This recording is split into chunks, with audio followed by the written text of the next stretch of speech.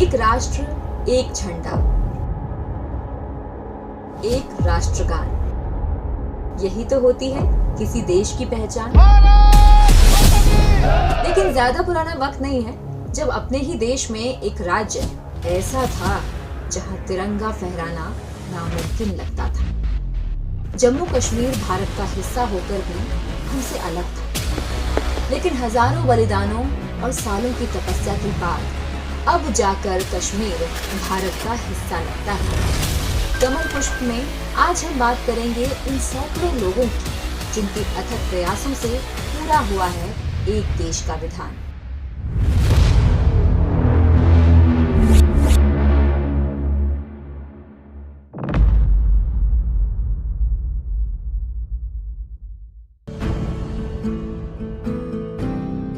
कमल पुष्प सीरीज है उन्हीं हजारों लोगों की जिनका नाम भी शायद किसी ने नहीं सुना होगा, लेकिन जिनके सहयोग, समर्पण और संस्कार ने देश की दिशा और राजनीति को नई राह दिखाई।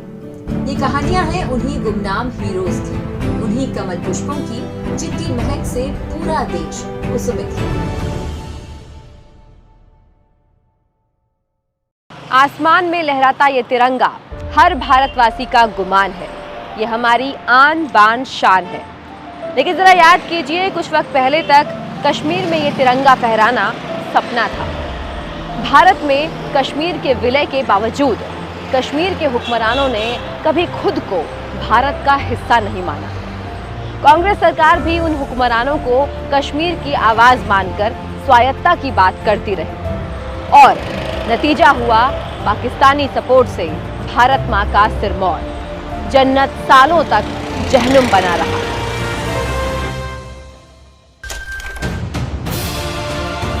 भारतीय जनसंघ और राष्ट्रीय स्वयंसेवक संघ ने शुरू से एक अखंड भारत का सपना देखा और इसके लिए काम भी किया। 1952 में पहली बार भारतीय प्रजा पार्टी के बैनर तले कश्मीर के विशेष राज्य और अलग झंडे के खिलाफ सत्याग्रह हुआ। नवंबर 1952 में पंडित प्रेमनाथ डोगरा के नेतृत्व में ये सत्याग्रह शुरू हुआ। करीब 200 साथियों के साथ शुरू हुए इस आंदोलन से कुछ ही हफ्तों में हजारों लोग जुड़ते रहे। सत्याग्रह का नारा था, एक ही देश में दो विधान, दो निशान, दो प्रधान, नहीं चलेगा, नहीं चलेगा।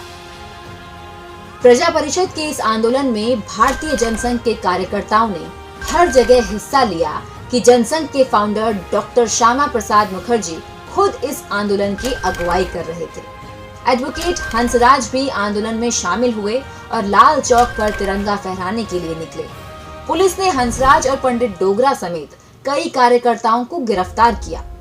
कठुआ के मशहूर वकील ठाकुर बलदेव सिंह ने कई बार गिरफ्तारी दी। पुलिस के जुल्म उन्हें कभी डरा नहीं पाए। इसी तरह से मास्टर ध्यानी सिंह ने अपनी सरकारी नौकरी छोड़कर आंदोलन में हिस्सा लिया।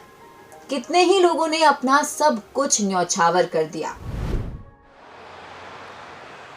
बजाय इन देशभक्तों की देश हित से जुड़ी मांग मांगने के, जम्मू कश्मीर में तब की तानाशाह शेख अब्दुल्ला सरकार ने आंदोलन को दबाने की हर संभव कोशिश की। आंदोलनकारियों पर लाठी चार्ज किए गए, अरेस्ट करके उनको टॉर्चर किया गया। यहाँ तक कि फायरिंग में कई लोगों की जानें भी चली गई।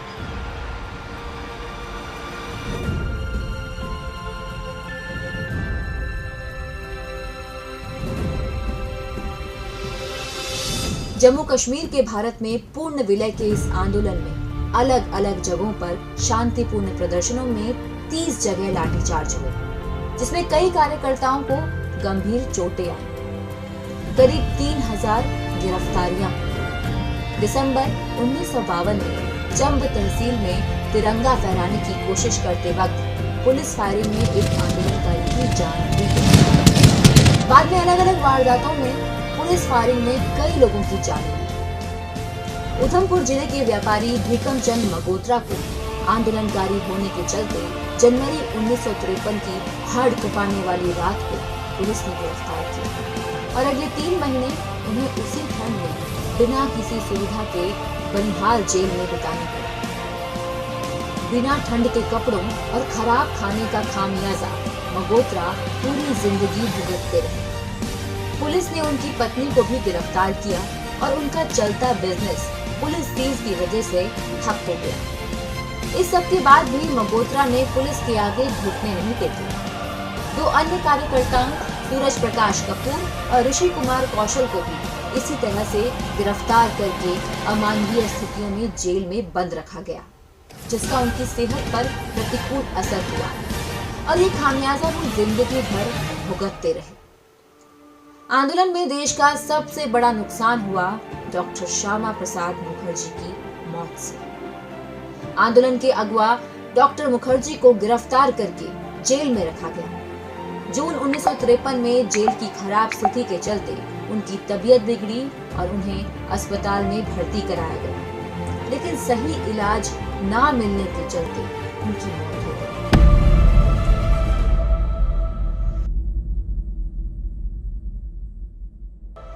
जनसंघ और बाद में बीजेपी के हर संकल्प में कश्मीर के भारत में पूर्ण विलय का मुद्दा सबसे ऊपर रहा, जिसकी नींव का पत्थर बने हजारों कार्यकर्ता और स्वयंसेवक। 1980 में कश्मीर में आतंकी गतिविधियां अपने चरम पर थी। अब्दुल्ला सरकार जहां अलगाववादियों के साथ खड़ी नजर आ रही थी, वहीं केंद्र सरकार मूक दर्शक बनी हुई थी। कानून व्यवस्था का हवाला देकर कश्मीर में लाल चौक पर तिरंगा फहराने पर मनाही हो गई। किसी भी भारतीय के लिए ये शर्मनाक था। ऐसे में बीजेपी ने एक बार फिर एक देश एक विधान के मुद्दे पर आंदोलन शुरू किया। 1991 में बीजेपी ने तत्कालीन अध्यक्ष मुरली मनोहर जोशी के नेतृत्व में एकता यात्रा निकाली, जिसमें देश भर के कार्यकर्ताओं ने भाग लिया। डॉक्टर जोशी के साथ प्रधानमंत्री नरेंद्र मोदी भी थे, जो उस वक्त कार्यकर्ता थे। 1992 में बीजेपी ने लाल चौक पर तिरंगा फहराया।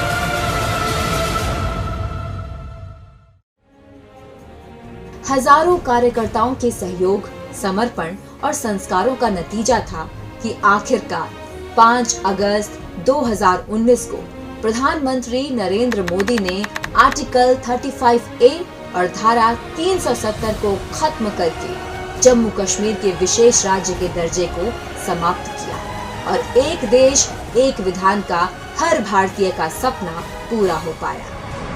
जो काम पिछले 70 साल में नहीं, आर्टिकल 370 और 35A को हटाने का काम भारत की दोनों सदनों ने 2/3 बहुमत से पारित कर दिया।